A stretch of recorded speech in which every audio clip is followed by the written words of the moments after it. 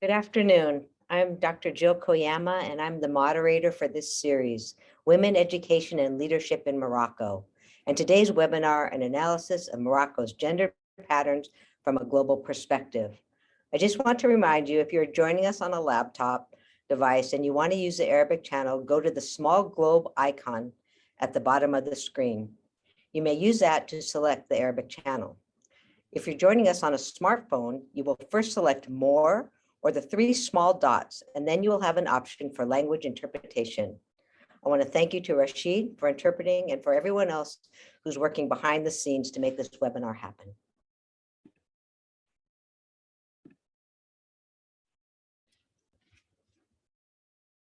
Gender equality is a human right, but our world faces a persistent gap in access to opportunities and decision-making for women and men.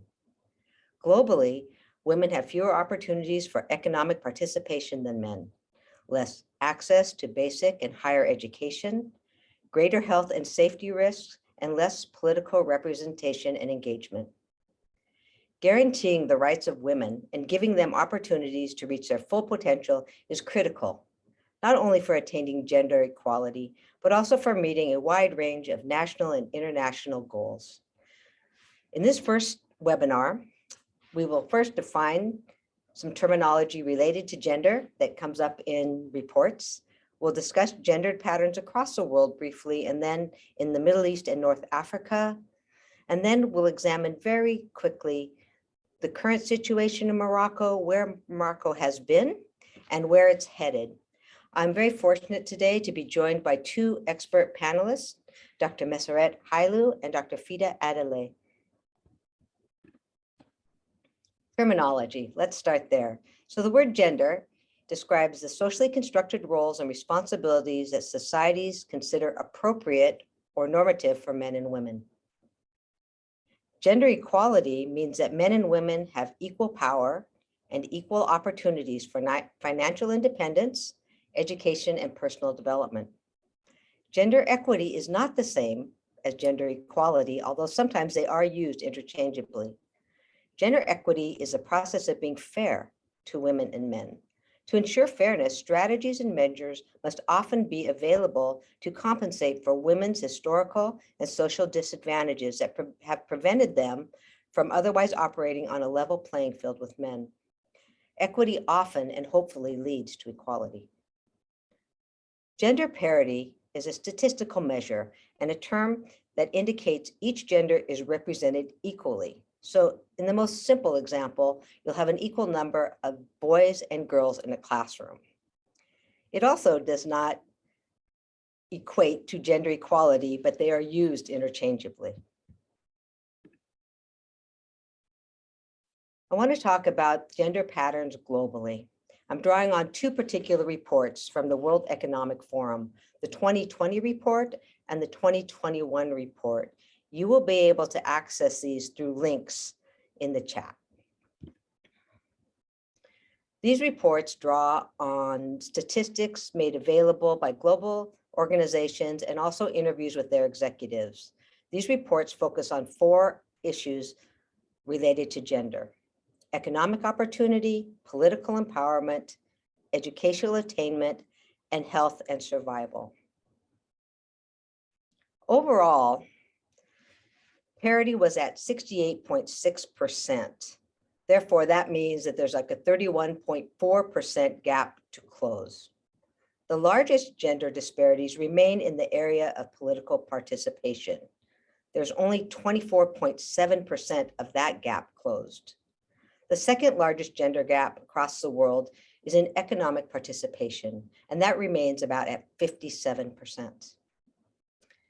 Educational attainment and health and survival are over 95%, meaning we are doing much better in those areas. Just from the 2021 report, I want to highlight the major findings. Sadly, overall, the gender parity fell 0.6%. We don't know what COVID had to play in that yet. The gender gap in political empowerment widened by almost 3%. At the current pace, it will take 145.5 years for us to close that gap. Economics continued to have the second largest gap at 58%. And at that pace, it will take us 267.5 years to close the gap. Health and education continue to close, and it should take us only 14 years, so hopefully in my lifetime, to reach parity. But there will be wide variation across geography, race, ethnicity, and income. When we think about the slow progress in the political empowerment and economics, there are two potential reasons that account for them. One, so while the proportion of women among skilled professionals continues to increase and salaries increase, although at a slower pace, there still is overall income disparities between men and women, and there's a persistent lack of women in leadership. In fact, only 27% of all manager positions across all sectors are women. Now to look at the Middle East and North Africa. There are significant overall gender disparities across and within geographies. As you can imagine, Western Europe remains the region that has progressed the most towards gender parity. The Middle East and North Africa region remain the area with the largest gap at almost 61%. We can, of course, account some of this to differences by historical colonization and power differentials. However, the Middle East and North Africa are next only to North America in making significant progress.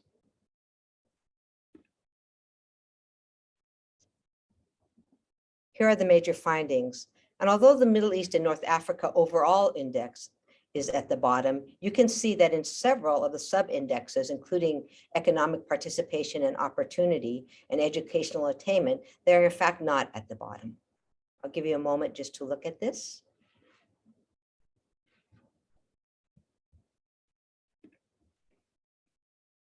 And now I'd like to talk about Morocco, your home. I don't aim to be an expert, and I will not tell you about your experiences. I only want to share with you the data from the other reports that I've already cited, and also from the USAID Morocco Gender Analysis Report of 2022. So you know that in Morocco, gender equality is increasingly discussed and has become important among several key stakeholders, including you, who are all here, government officials, educators, employees, employers, activists, and university faculty and students. Morocco has launched several important projects and reforms aimed at promoting equity between men and women. Our time is too short for me to go into all the advances that have been made, but I do want to focus at the highest level, the 2011 Constitution that included principle of equality and equal employment of civil, political, economic, social, cultural, and environmental rights and principles. This version of the Constitution also included the principle of parity and fighting against all forms of discrimination. To date, the Ministry of Solidarity, Social Development, Equality, and Family, as well as the Ministries of Finance and Education, have all enacted several strategies and plans to meet gender equity.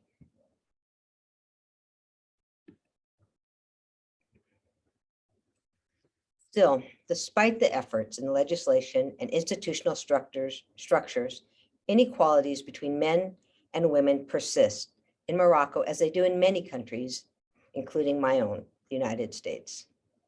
In early reports from the World Economic Forum, Morocco ranked 143rd out of 153 countries for gender parity.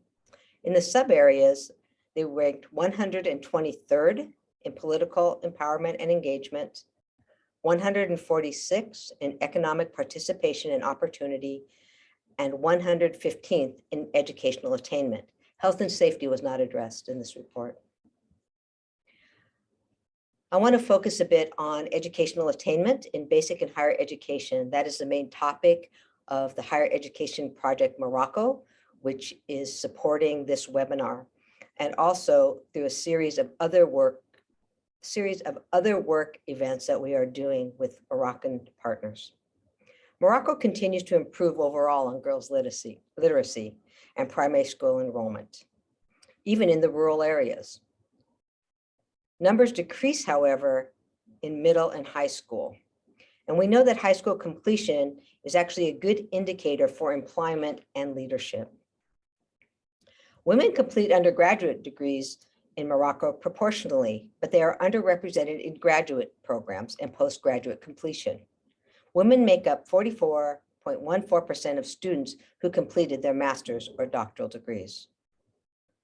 Women in the education workforce as teachers decrease as the level of schooling increases. So for instance, 59% of primary teachers are women, but only 33% of high school teachers are. At the university level, women are represent 28% of instructional staff and 45% of administrative staff. Now, I'm very happy to introduce my colleague, Dr. Mesuret Hailu. She is an assistant professor of higher and post-secondary education at Arizona State University. Her research focuses on the retention of minoritized women in STEM, higher education pathways. Recently, her work has focused on how Black immigrant women in the United States persist in engineering, and secondly, how higher education institutions in East Africa conceptualized and implement equity initiatives.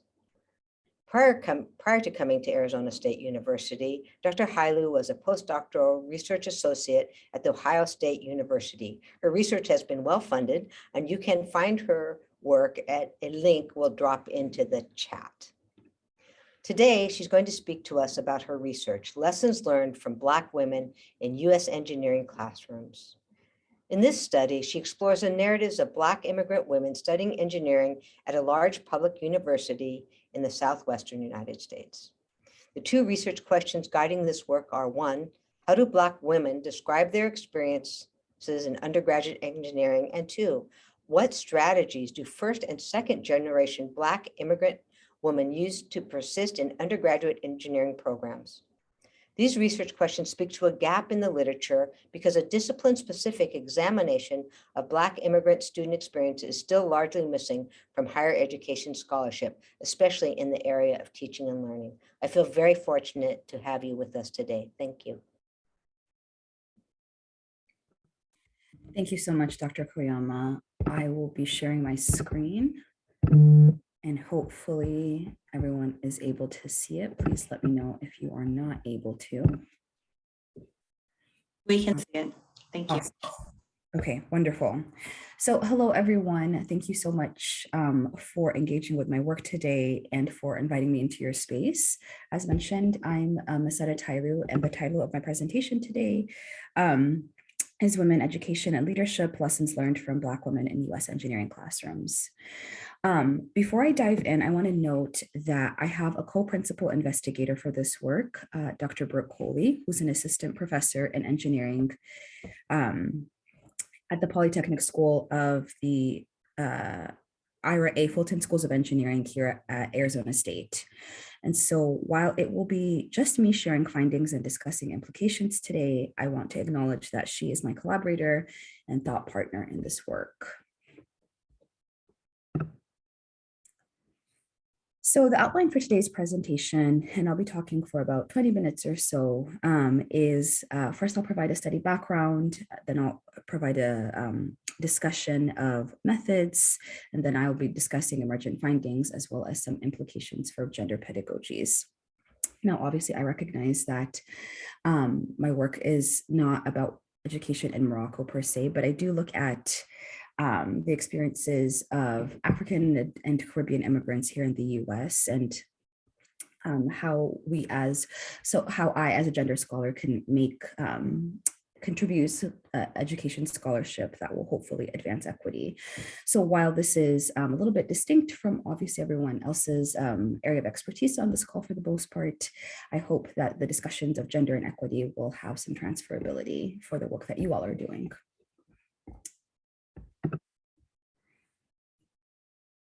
So the work that I am discussing today is based on a pilot study that I completed in the fall of 2020, and it's guided by two research questions. One, how do Black immigrant women describe their experiences in undergraduate engineering?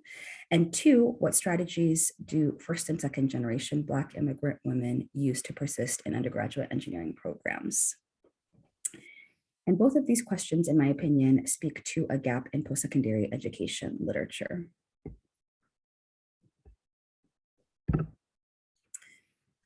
So during the past 40 years or so in the US, there have been noticeable demographic shifts in the Black population of this country. According to the Pew Research Center, the population of Black immigrants has grown by about 71% since 2000 alone.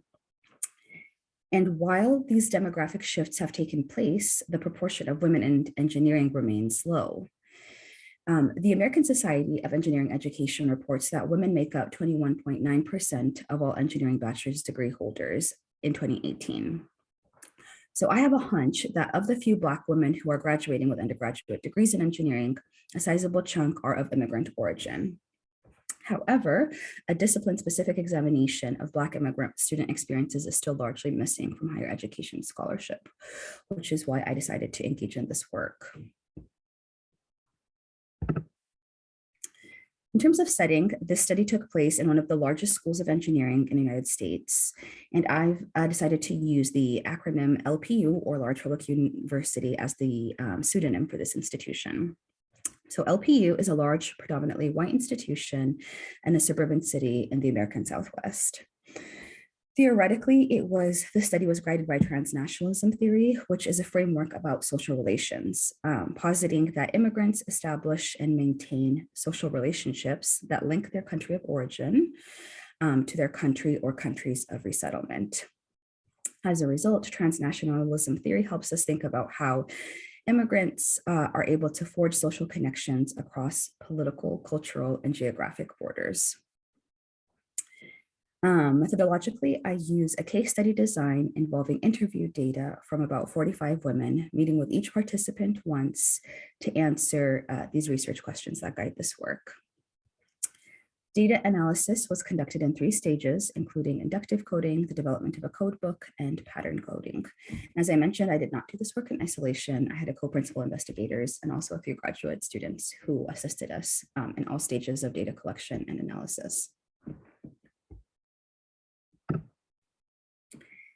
So after conducting qualitative analysis, one of the most interesting findings for me is that immigrant identity in and of itself did not seem to really matter to engineering students in the way that I thought it would. Rather, participants articulated an awareness of their social positioning based on their race, gender, and immigrant identity. And to this end,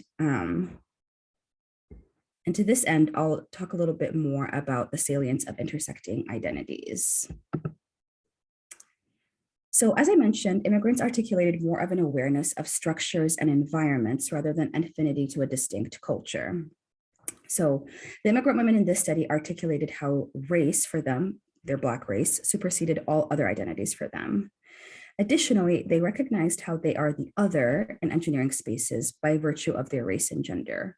So for them, being an immigrant just added another layer of other that made them an aberration in classrooms, labs, and engineering industry spaces. And to the extent that immigrantness mattered, it usually had to do with things like familial obligations and expectations. So participants would share things like, my family came to the US so I could have a better education. So I need to perform well in school so I could make their sacrifice worth it. Or they would share things like, I have to take care of my siblings because I'm the eldest and I know how to navigate American education more so than my parents. Or when participants would articulate sort of an awareness or a salience of their immigrant identity, it had to do with being attuned to foreignness.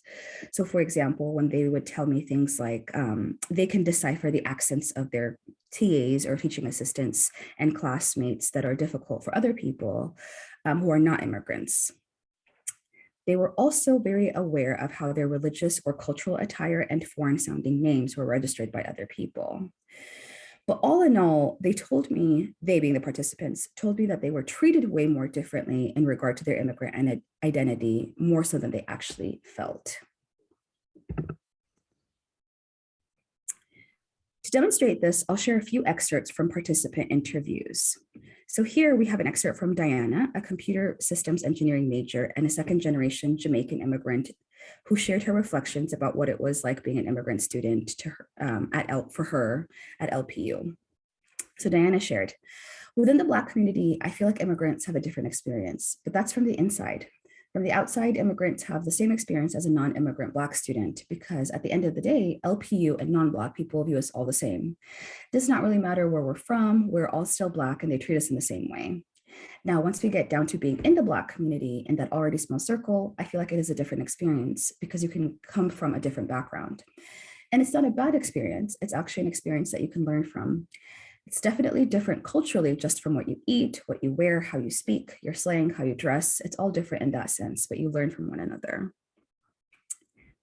Now here, we see how Diana explains how her racial position, being a Black person, is the most salient identity for her, and how only within the safety of within group interactions does she feel like her immigrant identity has space to really expand. Her response also suggests that her higher education institution, right, her home university, LPU, does not have the sociological agility to recognize the nuances of life as a Jamaican American person with transnational ties. Meanwhile, Ashley, a biomedical engineering major and second-generation immigrant from Somalia, explained how within LPU classrooms, her immigrant identity helps her recognize the isolation that other immigrants face, even when they are from a different heritage than her own. So she shared with us, the interviewers, there was this one girl in my group, and it was actually surprisingly all women. And for some reason, they kept making her feel like she was dumb because she had a really thick accent. And I felt like I was the only person who was trying to include her into the conversation. I think she was South Asian, but she was visibly dark. And she had a very thick accent, and she was wearing ethnic clothing too. So I felt like people weren't seeing past that, and they were not letting her participate in our discussion or write stuff. And I tried to stop that. As a researcher, I thought it was interesting how Ashley pointed out that this classroom interaction unfolded in the presence of all women. So it was insufficient that compositionally, a group of students at LPU were all women. It didn't necessarily lead to an inclusive learning environment. Even among a group of all women, one woman was left out, presumably based on phenotype, accent, and cultural or religious garb. Ashley's observation also shows me that LPU has room to improve institutional culture, especially in engineering classrooms. Pedagogical practices and institutional norms that embrace multiple layers of difference are definitely needed. So why does this matter? So for me, these findings were compelling for two reasons. Firstly, there is previous research that suggests that Black immigrant students have shied away from articulating a racial identity as a way to shield themselves from the damaging effects of racism. So for example, well-known scholars like Mary Waters at Harvard and Shelley Habecker at George Washington University have published extensively advancing this argument based on their research on Caribbean and African immigrants. The findings of our study, however, suggest that this is not always the case, particularly in engineering settings. So the participants in our study were very race conscious. In fact, they seem to have developed a strong ethos of racial solidarity with other marginalized people. Second, this finding was interesting because students did not offer a distinct articulation of what was meant to be what it meant to be a first or second generation immigrant from a specific country, in addition to being Black. For the most part, they did not really expound on their race. They did not really expound on their specific heritage, culture, language, or customs. For instance, in the rest of the interview, Diana did not tell me about how being Jamaican really shaped her daily life as an engineer, even though she recognized that there are cultural distinctions between different communities of Black people. Ashley did not describe how being Somali really influenced her life, even though she knew that other people viewed her as different based on her ethnic heritage. So while they were very race forward in their thinking about identity, they were not immigrant forward in their expressions of their identity. Now, one potential for this, obviously, is because of cultural integration, right? As residents of the US who were born here, participants like Diana and Ashley may have simply just adapted to the dominant language, culture, music, food, etc. of American society. And this is undoubtedly part of the picture. However, after spending some time with this data, one of my interpretations is that these undergraduate women were reluctant to explicitly identify with immigrantness because they are pursuing higher education in a fairly antagonistic sociopolitical context. So as the snapshots of headlines and news stories on this slide demonstrate, there has been a steady rise of xenophobia and anti-Black racism, both in immigration policy and public discourse in the past few years. As I mentioned earlier, there has been a tremendous increase in the rate of Black immigration in the past 40 years in the US, with a big push in the past 20 years specifically. And there are currently about 4.2 million immigrants, Black immigrants in this country. And because Black people tend to be overrepresented in the criminal justice system and immigrants tend to be overrepresented in federal surveillance mechanisms, Black immigrants are often caught in the crossfire at this nexus, making them particularly vulnerable to criminalization. I posit then that one of the reasons that study participants were reluctant to foreground their immigrant identity was because it did not seem intellectually safe for them to do so within higher education settings, and especially STEM settings where there are very few Black women to begin with. So Ebony McGee, a STEM education researcher at Vanderbilt, reports that only 2% of practicing scientists and engineers are Black women. So when my participants are experiencing their day-to-day life as engineering students, they may feel the impact of their race more strongly than their ethnic or cultural background because they have culturally integrated into mainstream American culture.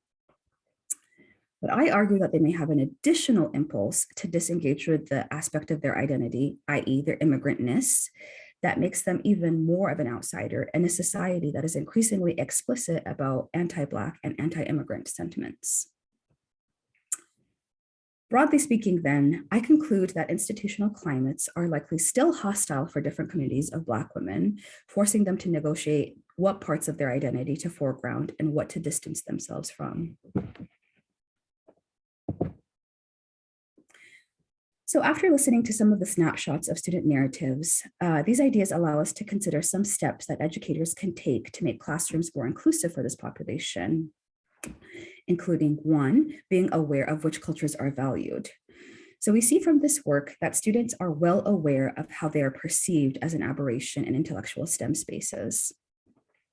So in response to this, educators can make their classrooms more inclusive by embracing technical and conceptual innovation that comes with increased demographic diversity. Two, I argue that educators should reflect on the perceptions of accents. This is a really small step, but I urge all of you to think about the last time you were really charmed by a foreign accent. And this is something I bring up usually when I'm talking to audiences, exclusively in the US. But generally in the US, I feel like when we're really charmed by foreign accents, it was likely a European, Canadian, or Australian accent, right? When we hear accents from global South countries, such as Ethiopia, where I'm from, or foreign accents, we are sometimes agitated by how hard it is to understand them or how we can sometimes draw conclusions about people's intelligence based on their accents, as we saw in the data.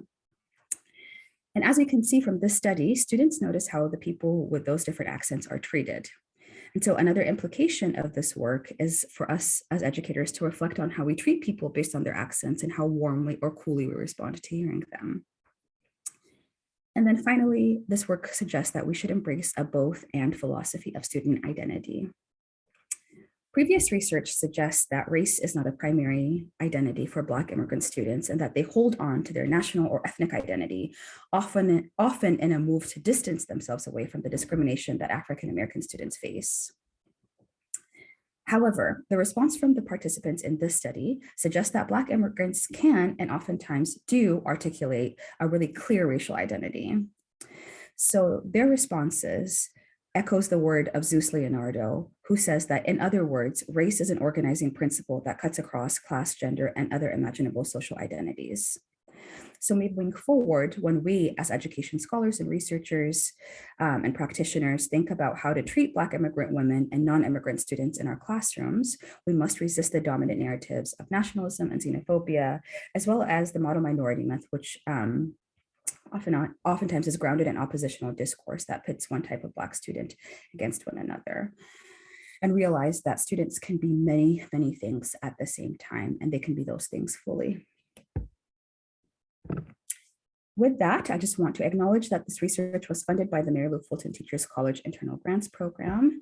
And I've included my contact information, including my institutional email address, as well as a link to my portfolio page that shows some highlights from this work and other projects that I've been working on. With that, I will stop sharing my screen and hand it over to our next speaker. Thank you, Dr. Hailu. Very interesting. And now I have the pleasure of introducing Dr. Fida Adele. She is a good friend. We went to graduate school together. Her work is very exciting. She's associate professor at the Center for Contemporary Arab Studies in the School of Foreign Service at Georgetown University and the Clovis and Hala Salam Maksud Chair in Arab Studies. Dr. Adele is an anthropologist, and her research interests include education, labor development, and the gender in the Arab world. Her primary research site has been Jordan, although she teaches and writes about the Arab world more broadly. She received her PhD in 2007 at Teachers College, Columbia University in comparative education and anthropology. She was previously a lecturer at Columbia University School for International and Public Affairs, as well as a visiting professor in the Department of International and Transcultural Studies at Teachers College. We'll put in a link in the chat so that you can see her other work.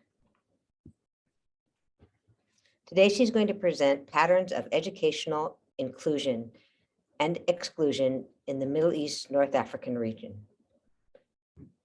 This work is about reflecting on nearly 2 decades of research on gender, education, and labor in the Middle East and North Africa, with a primary focus on Jordan. Dr. Adele briefly touches on some bigger themes and questions related to the educational patterns in education in the region. In particular, she likes to highlight areas of female successes, as well as persistent patterns of geographic and socioeconomic-based inequality. She concludes with comments on the limits of some measures and concepts that dominate education policy in international sphere.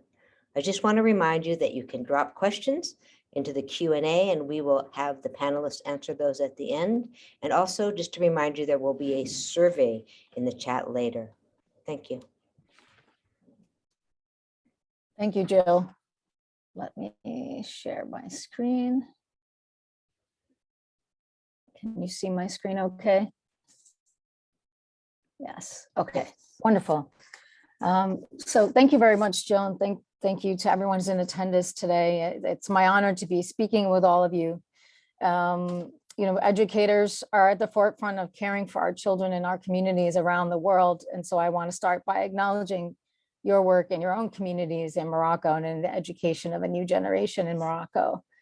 I've been working on issues of education and gender and labor since 2002, primarily in Jordan, as Dr. Koryama said. All of my field research has been in Jordan, but because I teach in a program that focuses on the Middle East and North Africa, I teach kind of beyond my field site and think about these questions of education, labor, and gender regionally. I'll say also that my family is from Jordan, although I grew up in the United States, and my father was amongst the first educators in Jordan. Even if he had very little education himself, they were desperate for teachers at the time. So my own sense of appreciation for the work of educators in the region is very personal as well. I've also worked in education in the United States. So while I think about these issues within the Middle East and North Africa, by default, I'm always thinking and comparing to my experiences in the US, both as someone who's worked with schools around the country in both urban and rural areas, and also as a parent of children who've gone to public education in the United States. So for today's talk, I'm going to be thinking about big themes that have emerged over the course of the last 20 years or so of my research, big themes and questions. And I should say that these questions really emerged for me as an educator in the US. And although I'm in an engagement with many colleagues in Jordan, I'm also quite preoccupied with the ways in which the region is represented or reproduced through discussions of education. And so that's been one primary focus of my work, is sort of a critical discourse analysis of the ways in which we think about education and talk about education in the Middle East and North Africa. So I'm going to talk a bit about that towards the end of my presentation. Sorry, let me go to my next slide here. So just briefly, these are some specific research topics I've been involved in, and I list them because my questions emerge from all of this work. But my first major project was really focused on female secondary education. And in fact, I spent an academic year in a girls' public high school in Jordan, and then meeting with families and teachers for several years after that, and wrote about that experience. I'll be talking about that in a bit. And that got me also quite interested in the question of women's labor. And I'm currently writing a book about women who migrate from the provinces for labor, women with university education who migrate for labor. So sort of thinking about the connections between education and labor. I've also done research on higher education admissions in Jordan, and I'm involved in a larger project on Arab women in computing and technology fields. So in all the official Arab states, we've been doing surveys and interviews with women working in these fields. And then, as I just mentioned, again, kind of thinking critically about development literature about education in the Middle East and North Africa. And through all of this work, I'd say, through all this work, I'd say 4 big questions sort of emerged for me, or there are 4 questions I want to talk about today. One is, what is paradoxical about education? Because education is often framed as paradoxical for women in the Middle East and North Africa. The other is, what gender patterns don't fit the assumed patterns or the predictable patterns? 3, what are the primary inequality challenges in the region? And then finally, how do some of the prevalent measures and assumptions limit our understanding of these challenges? So these are the kind of 4 questions that I'm going to address today. And I'm going to give some examples. This is going to be a real kind of broad picture of these questions. So I'm happy to kind of fill in during the Q&A. So what is paradoxical in education? I should say that my first book was actually called Gender Paradoxes. And the main reason it was is, as a scholar of Jordan, I was reading constantly, oh, Jordan is a paradox, Jordan is a paradox. And I've also seen that said about education for women in other parts of the Middle East and North Africa. But what was being presented as a paradox and this was in 2002, 2003, I started reading this, is that at that time, is that women were being educated, but they were still having large families, and that they were not entering the formal labor force in significant numbers. Now on the fertility question, the reality is fertility has decreased quite significantly around the region, and that's sort of the trend with some exceptions.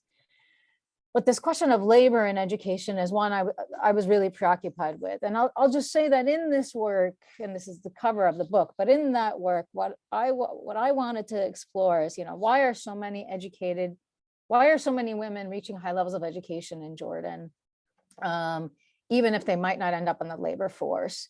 And I really wanted to reject this notion of paradox and ask, well, what value do people place on education for their daughters? What value do young women place on their education beyond labor? And in what ways was education seen as linked to particular forms of labor? What kinds of labor were young women, educated women thinking about? And in response to that, I'll just say some of the kind of key things I argued, or the people I spoke with argued, is that education was really important for status. Education is really important for class mobility, which is not exclusively defined through economics and labor force participation. Many times, or the majority of folks spoke about education as a form of security for young women for the future. And status is also tied to marrying well and kind of aspirations that family had for their young women, for their daughters to be in a more secure and stable situation. And this is particularly, and of course, this is a very classed perspective, right? Mothers, for example, who did work, but worked at very challenging, low-paid work, viewed the ability of their daughters not to work as progress, right? And so the ability not to work meant marrying somebody who might be able to support a family. So just as an anthropologist, I was interested in the nuances of this, right?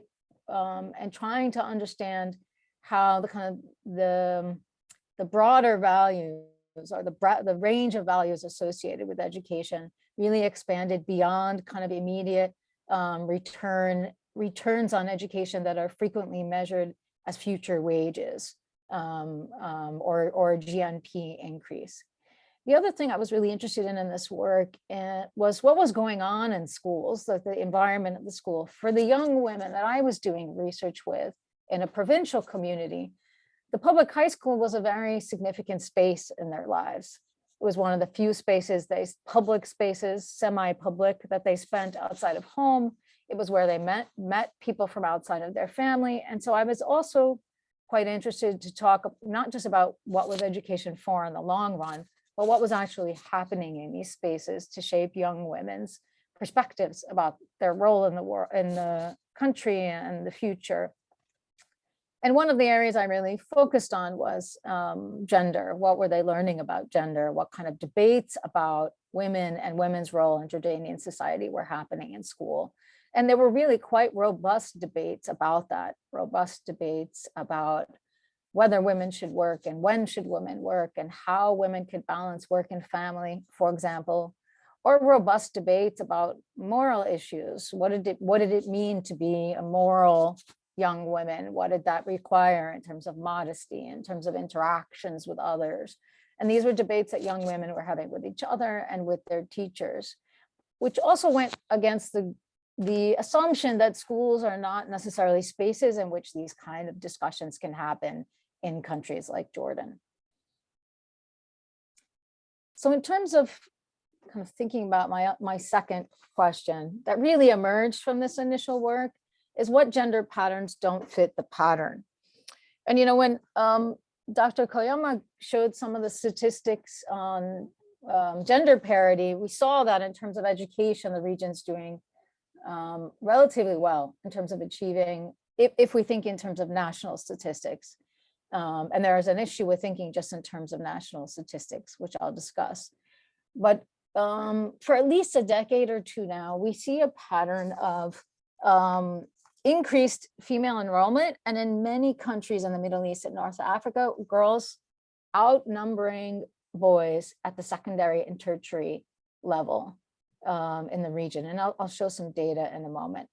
The other, so girls are increasingly outnumbering boys in quite a number of contexts in the Middle East and North Africa. In addition, they are outperforming, academically outperforming males by some of the measures, by the sort of limited measures we have for that. And I'll talk about that in a second as well. And then also relatively high enrollment rates in STEM. And when I say relatively high, I say, in the United States, we have been struggling for decades to get more women to go into STEM fields. And despite interventions and policy focus, we still find that, for example, in fields like computer engineering or physics, that oftentimes less than 20% of the undergraduates are female. And I would say almost across the board, the rates are higher in the Middle East and North Africa. And that sort of raises an interesting question about why, and I'm engaged in why and what does that mean and what's different in these two contexts. And I'm engaged in a larger project on that as well. So just in terms of enrollment, I'm not much of a data person myself, but working with one of my research assistants so this is UN data, and the UN usually draws on official data. But if you look at this number 1 here, that's gender parity. That's for every male, there's a female. And this is at the secondary level, 1970 to 2016. So you'll see that there's sort of an upswing in gender parity. And then anything that's above 1 shows that there are more females than males at the secondary level in these countries. So for example, we see in the UAE, we've got quite a bit of up and down.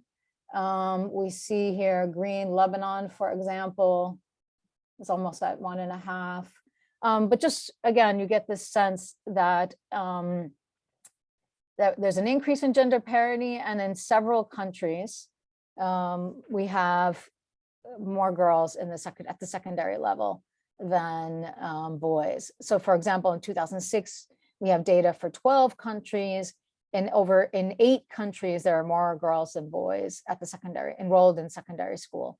In 2011, we have data for 10, there are 5 countries in which that is the case.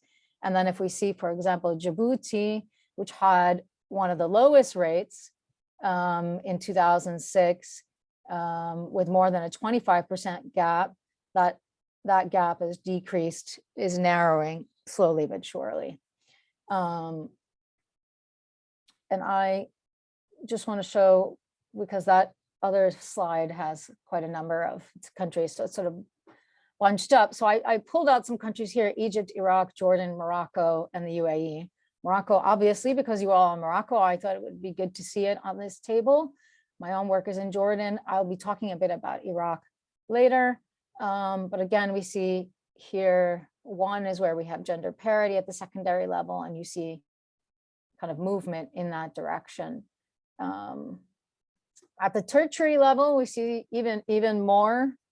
It is even more the case, right, that we have reached gender parity, if not higher than gender parity. So again, our line here is 1, and everything above 1 shows that there are more females than males at the tertiary level. And tertiary is both university, but also technical colleges, anything beyond the secondary level.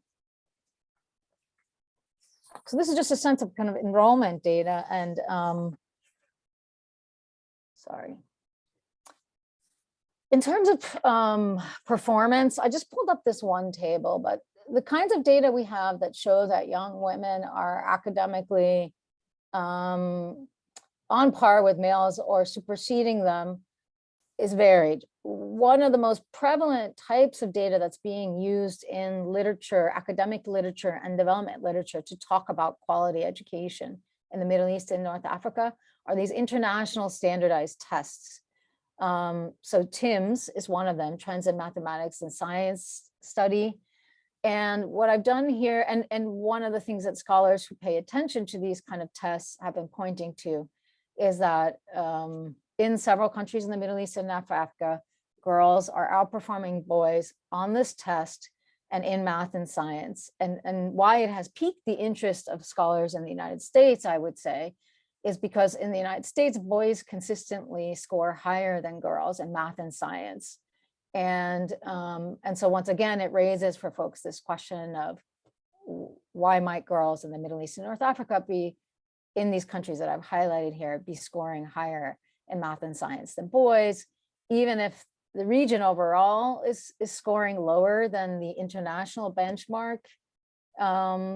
But girls are showing pretty high marks vis-a-vis boys. And even when they're not outperforming them, they're sort of close in performance on these tests. Now, these tests have their issues, and I'll talk a tiny bit about those, but this is one of the measures available to us. The other is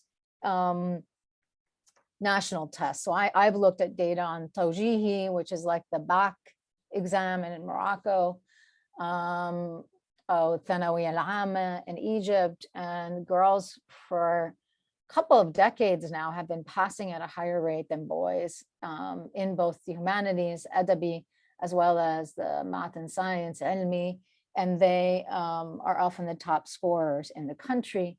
There was a scholar named Natasha Ridge, at Teachers College, Columbia University, who's written a book about the Arab Gulf countries in particular, and has looked at national examinations in those countries, TIMSS scores, as well as a range of other measures.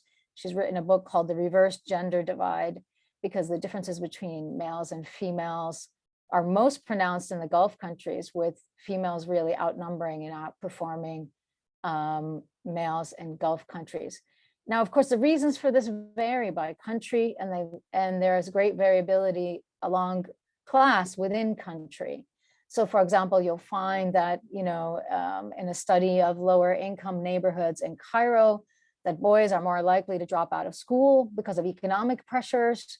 So girls are more likely to stay in school because they don't have many other alternatives. Whereas you'll find in a study on the United Arab Emirates that some of the theories or arguments about why there are more females finishing high school and university is that boys have guaranteed income. So it's a very different situation that might be driving these trends in different countries. But it is a trend. It is not a trend unique to the region. There's kind of a broader global trend with females outperforming males in different parts of the country. Here in the United States, I believe women now are getting university degrees at a slightly higher level than males. But the kind of the specificity of this trend is different in each context. So what are some of the primary inequality challenges in the region? Part of the reason why I'm ending with this, or not ending, I'm moving to this question is because now we see that there's a great deal of gender parity in terms of access to education. And I should say that when I began my own graduate research in 2002, 2003, there was a book published about gender and exclusion in education globally. And one of the main findings of that global look was that gender was no longer kind of the primary axis of exclusion for education. It was a significant factor, but alone it couldn't explain persistent exclusion. And it was very that class and geography were much stronger predictors of educational access and opportunity, and that gender could exacerbate those factors, but that class and geography are the most significant kind of vectors of inequality or lack of access or exclusion. And that fits very much in terms of the data that we see for the Middle East and North Africa. Geography and socioeconomic status are the biggest predictors of who is in school, who stays in school the longest, as well as who does well on these tests that I was just showing some data from. And gender can exacerbate that kind of background, that social background, family background, but geography and socioeconomic status are the strongest predictors. The other kind of structure that needs to be paid attention to is the global economic system. And I'll talk more about that later. But a lot of the literature on education in the Middle East and North Africa uses unemployment as a proxy for talking about the quality of education, right? So high rates of unemployment are kind of linked to poor quality education, and often kind of more frank discussion of the global economic system, the global division of labor is absent from that discussion. And I'll talk about that in a minute. And then the other point is also the ways in which war, displacement, and insecurity significantly exacerbate forms of exclusion that are class and geography based. And I'm going to talk about the example of Iraq briefly, just to show that. But let me just go to my next slide just to show some data about this question of vulnerability. Now, these scholars kind of developed a model of vulnerability based on socioeconomic background, education of parents, and geography, rural residents. And you'll see that I'll look at Iraq because the differences are most scarce there, and just think about reaching secondary school. So the most vulnerable boys and girls, this is the likelihood, the probability that they will enter secondary school. For boys, it's 8%, for girls, it's 3%, as compared to the most advantaged. So urban, parents are educated, higher economic status. So it just shows us kind of the real divisions and along what axes they happen. You see this in Syria as well. And it's no surprise that these are also countries facing a great degree of conflict and insecurity. But even, and then in the Palestine is the next major kind of difference, especially for boys, as well as Yemen, especially for girls. And in the Yemeni case, there was quite a significant gender gap even before the war that has been exacerbated by conflict. But this just gives us a sense of kind of where the significant differences are, because we see that the biggest gaps are not between boys and girls in these communities, but rather between boys and girls across these two groups. And I will say about, let me switch to, I will say just briefly about Iraq. Sorry, I just want to pull up my notes. Iraq is an interesting example to think about what kind of a long history of war and conflict has done to the educational system. Iraq was one of the earliest countries to make education free and compulsory. They made great strides in increasing enrollment rates, gender parity, and literacy rates in the early decades, so 70s, early 80s. However, we started to see a decline in the 80s in terms of educational progress in Iraq. because of the war with Iran and the state's own decision to kind of devote resources to that war. After the Iraqi invasion of Kuwait and the subsequent Gulf War and 13 years of economic sanctions, significant decreases in enrollment, and that in turn impacts young women, right? So for example, net enrollment at the primary level decreased by several points between 1980 and 2000, and only recovered to the 1980 levels in 2003, and then again decreased after the 2003 US invasion. So Iraq just provides us with a very vivid example of the ways in which conflict, displacement, sanctions can severely disrupt educational progress. And today, Iraq is also one of the most unequal in terms of opportunity because of how different Iraqis have experienced that conflict and displacement differently. So I just want to go to my final question, and it's one that's been a focus of my work more recently, about how do prevalent measures and assumptions limit understanding of these challenges? So one of the kind of more difficult things I find as someone who consumes reports by international organizations is that they often center averages, so Middle East averages. This is how the Middle East is doing vis-a-vis the rest of the world. And we just saw some of that in the World Economic Forum report. And unfortunately, here in the United States, and I should say because I'm an educator in the US and my audience is US students and the US public, I'm often thinking about how this kind of information is consumed in the United States. So the Middle East averages really oftentimes are decontextualized and kind of fail to pay attention to the significant differences we have within the region. So we have, within the Middle East and North Africa, 22, 24 countries, depending on how we count them, and wide degrees of wealth, national wealth. But even the national wealth is actually not a great indicator of kind of educational histories. We have different colonial histories, but we also have countries in the region that have only had formal educational systems since the 1970s, for example. So we have countries like Morocco and Egypt that have a long history of providing education, if not a state public education system, but formal educational institutions that have a very long history. And then we have countries such as Qatar and the UAE who haven't even had an educational system. Perhaps I think in most of these countries didn't have a Ministry of Education until the 1970s.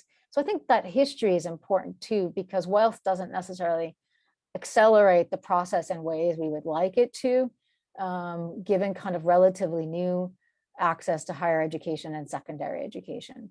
And then, of course, the intranational differences are really significant. And I've just talked about some of those. Again, class and rural and geography are really the most important indices to understand for understanding issues of inequality, exclusion, and exclusion.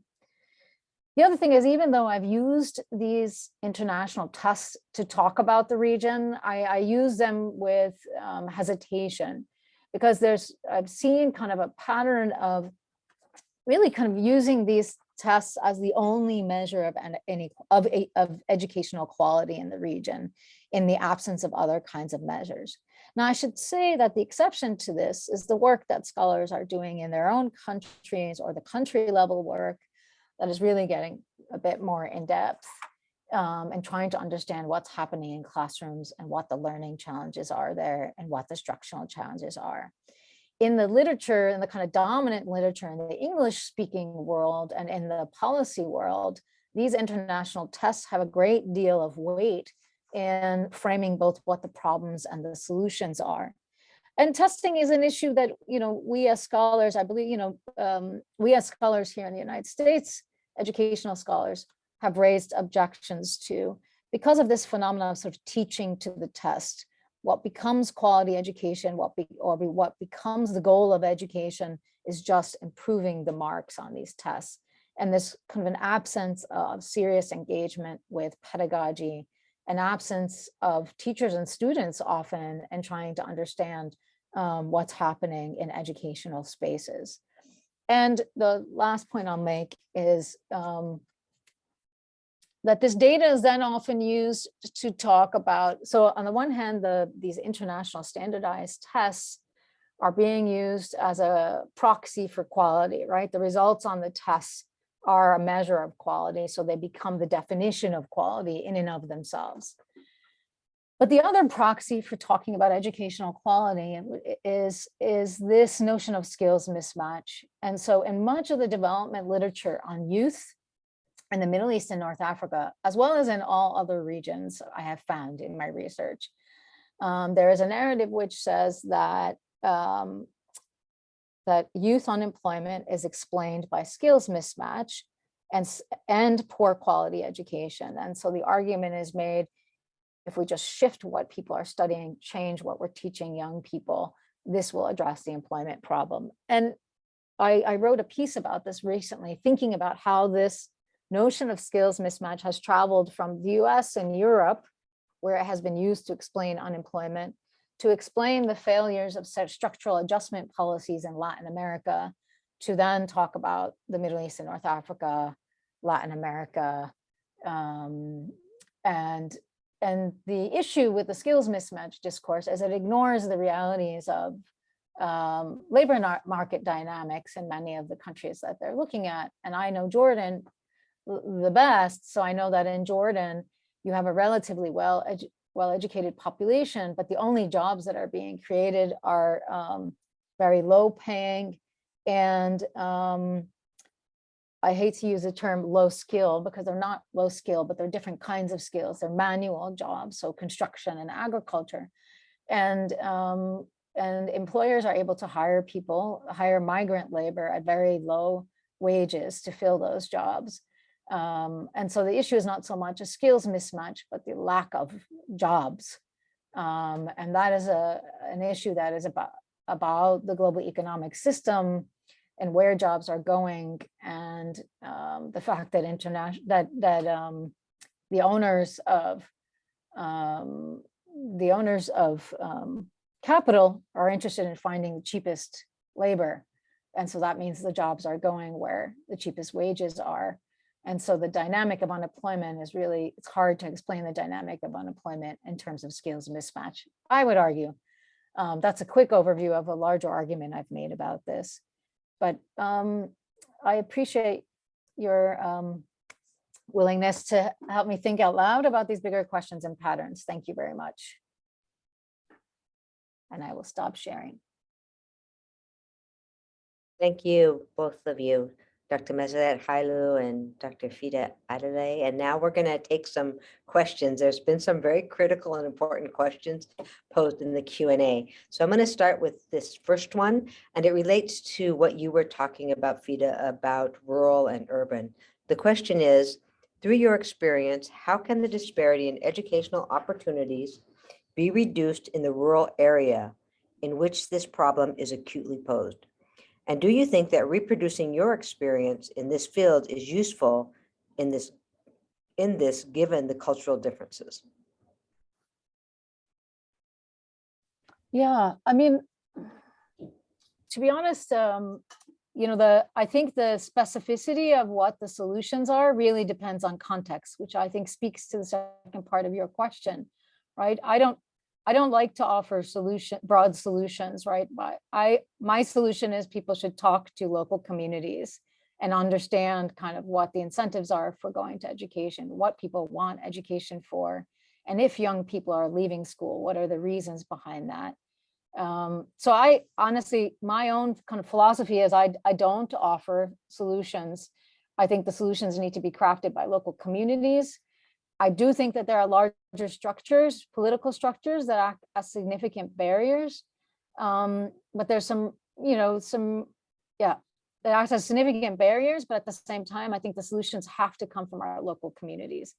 I mean, there's a great deal of research about the barriers to education in rural areas. Part of it is teaching and teachers, and I know that's the case in Morocco, that teachers are often, and you all know this better than I do, but I know that there's a dynamic of first and second year teachers working in rural areas, and then after getting some seniority, being able to move to urban areas. And so there's a teacher turnover issue. historically in Jordan, we had that as well, but now that we have more teachers that are from local communities, that's less the case. I know like in the Yemeni case, it's really an issue of just basic infrastructure and access to resources in rural areas, as well as the prevalence of a small agricultural based society in which education doesn't necessarily make sense to families given the kinds of cost benefit analysis that they're making for their own families in those contexts. So I think it's a specific question to specific communities. And I know that's not a satisfactory answer, but I really believe that the answers need to be found in those at the local level. Thank you. Dr. Hailu, did you want to comment on this question?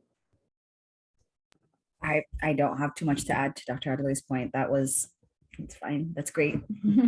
It reminds me, Fida, of the anthropologist's answer to everything. It depends. Yes. I have another question. It's got multiple parts and it's very challenging. I've been thinking about it since it was posted. So the question is, I think that we have exaggerated in making sexual differences between people in general social and moral differences, when this problem must be viewed from a legal point of view. Do you think that it is high time to put in place legal texts organized within countries that have an injunctive nature in the event of violating the rights of people with regard to gender differences? It's the first part.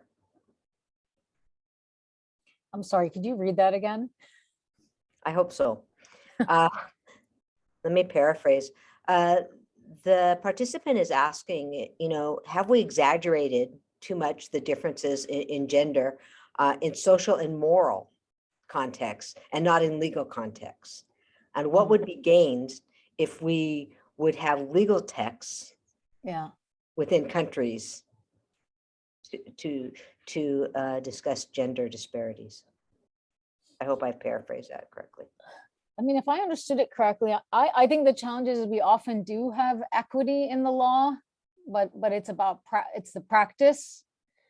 So I think most countries have some language about all citizens being equal, although there's a little bit of different gendered languages and different types of legal.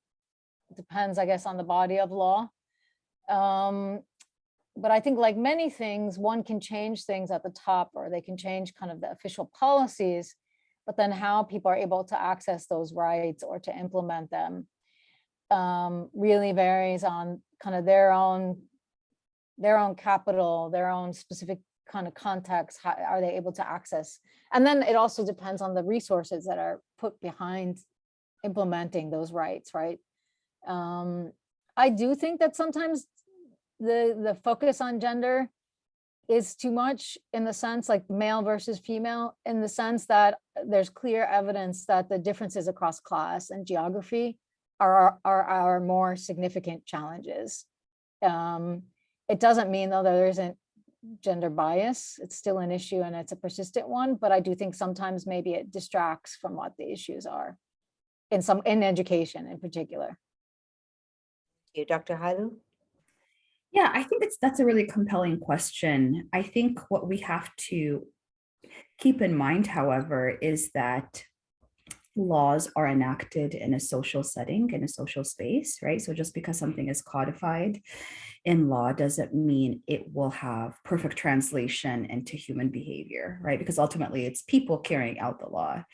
One of the foremost scholars of intersectionality research in the US is a Black woman named Dr. Kimberly Crenshaw, and she was trained as a lawyer, and she comes out of legal studies.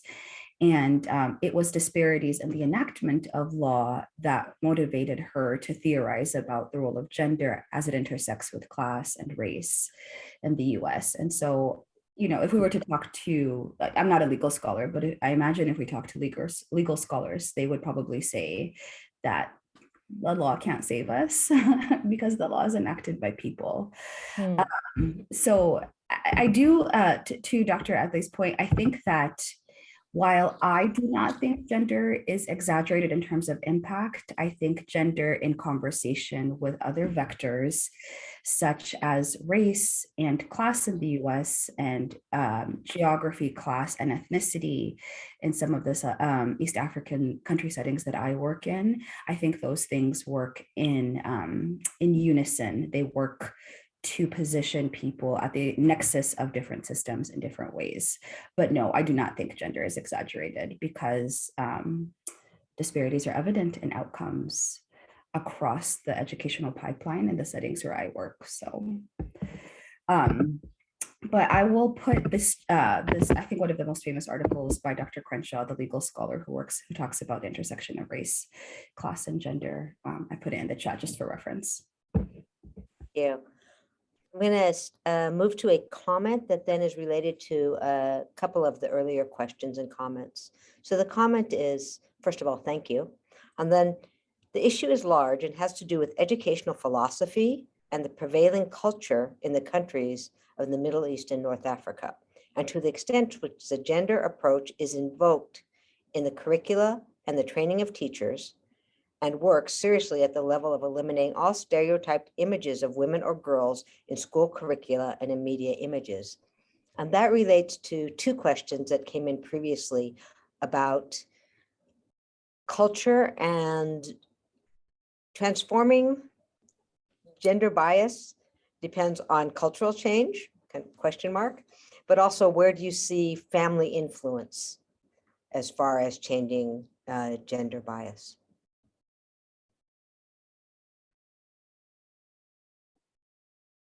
Would you like to start? Or Sure. Yeah, I think that's a really great point that's brought up, in that family is like, your family setting is the first place where you learn gender norms and see gender dynamics play out. So it's definitely formative, especially in the lives of younger students. I think what I think about in terms of familial influences is that family is just one sphere of influence, but families exist within a broader societal context. So let's just say the family that I grew up in was had a really rigid set of gender norms about how women are supposed to behave and what role education plays in their lives and such. If I live in a broader societal context that's antagonistic to that, then the societal norms are going to win out, just because most of the interactions that I have that have bearing on like the material consequences of my life happen outside of the home, right? So I leave the home to go to work, I leave the home to go to school, I leave the home to go to the grocery store and such. And that's where the gender norms of the broader society are really operating. So I feel like at the individual level, understanding what's happening within families is really pivotal, especially if you're doing like qualitative inquiry, for example, and you're trying to understand people's, I don't know, their specific realities. But I think it's like step one for understanding how gender operates more broadly. And then I'll stop there, but hopefully that answered. I'm not actually even sure if I answered your question, but that's how I would respond to that. And please let me know if I can clarify further. thanks. And I'll just pick up there. I agree completely about, especially when we're doing qualitative research, the importance of family. I'm always amazed how even within like across siblings, how much can change in a family, that an older child's experience can impact a younger one's experience, or how a family can shift its own sense of what's appropriate or not, just in a matter of, a decade. So I think the family studies are really important. The question of kind of, is this about culture? It's a question I think about all the time. And of course, culture is powerful. It shapes the way we all think about ourselves and the world. It's kind of our language for being in the world. Having said that, I think structures are just, other kinds of structures are not, you can't disentangle other kinds of structures from culture. And let me give an example. I was thinking about this recently. So there was a survey done in Jordan about people's attitude towards women's labor. And one of the interesting things that came out of the survey is when they asked people, what percentage of women do you think work? They said something like 70%. and it's more like 15%. So there's a perception that many more women are in the labor force. But then they ask questions like, would it be appropriate for a woman to work if X, if Y, right? So they ask questions about having children, and most women leave the workforce when they have children. And they said, well, is it appropriate to leave a child under the age of 2 to go to work? Is it appropriate to leave a child under the age of 3 to go to work? And so I give this as an example because I think it's impossible to untangle the lack of any kind of decent childcare from that question, right? So asking people that question in a context in which structurally there's very little childcare, and particularly for very young children, it's hard to separate those out, right? Were there a decent system of childcare available, people adjust, right? Their kind of notions of what's acceptable and what's not acceptable adjust according to their material realities. That's just one example. But I think culture is important, but like gender, it can't be untangled from history, economics, particular family histories. Yeah. Speaking of intersectionality and the entanglement of identifiers, two people have asked about, one has asked about racism and the role that racism plays, and if your research has looked more at that. And the other asked about the inclusion of differently abled people in your studies and in your thinking around gender. So if either one of you want to speak or both speak to that. Sure. So yes, definitely I can start us off. Racism, I do study the impact of race and racism in the lives of the student. I focus on primarily undergraduate students. And, you know, I look at the impacts of race and gender in a US context, and then gender, geography, and ethnicity more so in my work in Rwanda, Ethiopia, Kenya, and Uganda. Racism definitely is, I think it is the organizing principle of educational disparities in the United States in many ways. So it's definitely something that I think about a lot, and that shows up in my research. I think also that, I think maybe the second part of that question was, Dr. Koryama, could you repeat that second part just to make sure I got it right? Yes, and I am paraphrasing, but a participant is asking about how or if differently abled learners feature in your work, or are they part of your work and research, and how might that intersect with gender? Absolutely. Yes. So I do not really examine disability in any of my research. It's just not an area that I have a lot of expertise in. So I can't really speak to that. However, we do see that, like many other axes of difference, disability and race also intersect in shaping opportunities for students in US educational pathways. And so while I don't work on disability, I know that Dr. Mildred Boveda, Dr. Alfredo Artiles, both Arizona State University faculty members who have since gone on to different institutions, do look at the intersections of race and disability. But that is not an area that I have a ton of expertise in, unfortunately.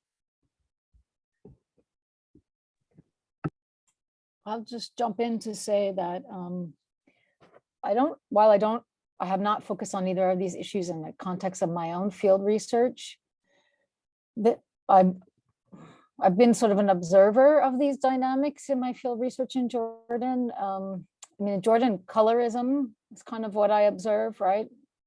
Preference for whiter skin, and this is very significant, like in young girls' lives, right? Because of ideas about beauty, lighter skin, blue eyes.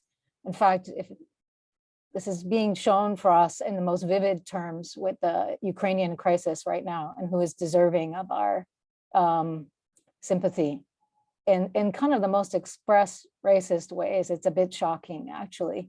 It's been quite disturbing. So I think that is global, to say that is global. I don't do work on racism in the US, but I agree completely. I mean, racism shapes everything in the educational system and the criminal justice system. There's deep structural racism in the United States, and a lot more need to be done to address that.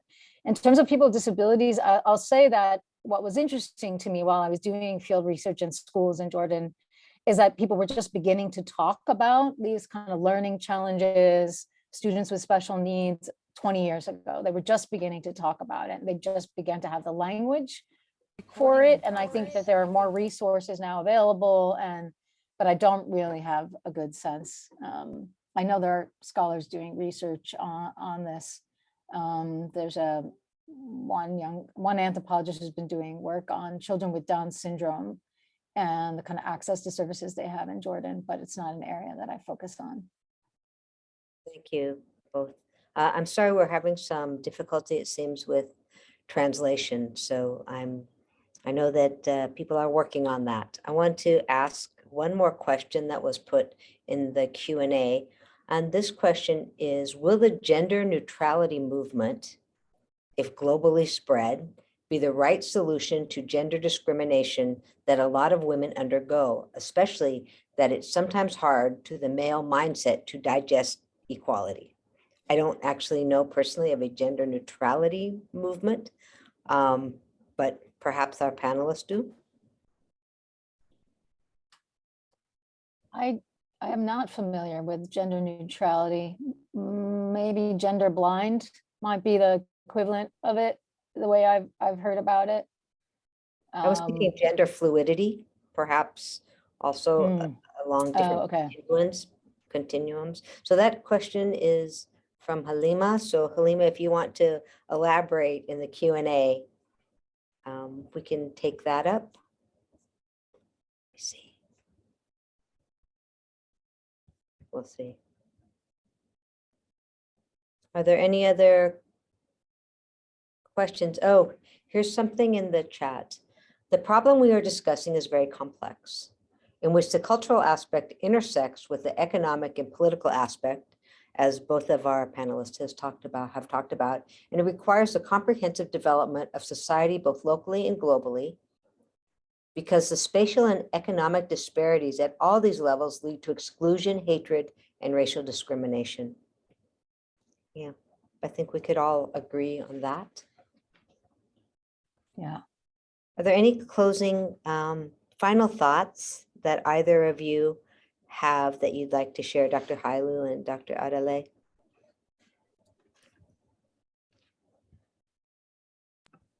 The only thing I'd like to say is just thank you so much for listening and engaging with the work presented here. And if you would like to continue chatting offline, I'm available. And if there's any potential areas of collaboration or future work that people would be interested in, I'm really, I would love to continue expanding my work to other regions on the continent. And so just thank you for your work and attention. And I applaud you for all the important work that you're all doing.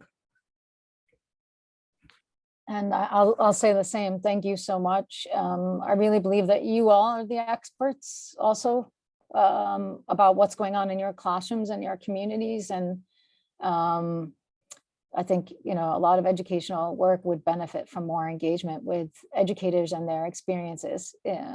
So thank you. And I too would welcome any correspondence. And I read Arabic. بقرأ عربي بس بحكي أردني. So I just said I read Arabic, but I speak Jordanian colloquial, which is, some of you will understand. So feel free to write to me in Arabic. Yes, thank you very much. I also, again, want to thank both of you for your expertise and sharing not just your research, but also some of your philosophies toward these larger global issues. And I want to thank all the participants for the gift of their time.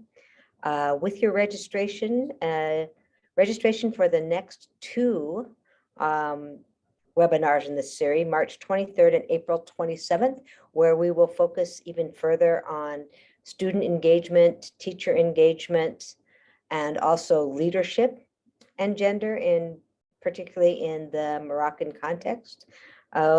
will be sent out. The registration will be sent out when you get your certificate, and we will share slide decks. But again, I just thank you for sharing this time with us, for your really probing, compelling, I have to say, difficult questions. And it's been my honor to be with all of you today. Thank you.